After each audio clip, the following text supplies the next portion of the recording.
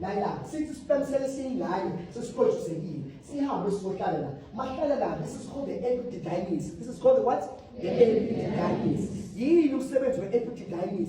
It stores sperm cells temporarily. Bese kwenzakalani? It is where our sperm cells they mature. As eqiniwe la esakuphuma ayakhula machulishe. Ispermatid singene singane siphume sesisidala sesiyini sesisperm cell.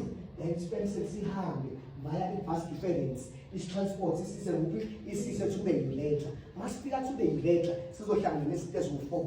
Iziphi izinto eziwu-4? I-rich nutrient fluid from the seminal vesicle, i-mucus from the corpus gland, i-sperm cell from the testes. Bese sihlangana nani?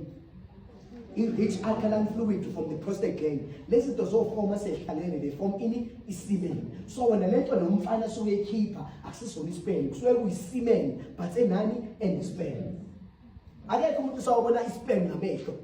Nobody has ever seen their sperm is ngamehlo. Why? In order for you to see your sperm, you must have amehlo microscopic. And akekho umuntu ophilayo namehlo microscopic. Lento sokuyibona yini? Is-semen.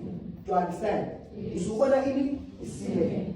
So without this, umuntu wesilisa uyakwazi ukuthi njani ukuzalisa. Uyakwazi ukuthi njani ukuzalisa. Ingakho sithi izinsizwa ngehlabafana.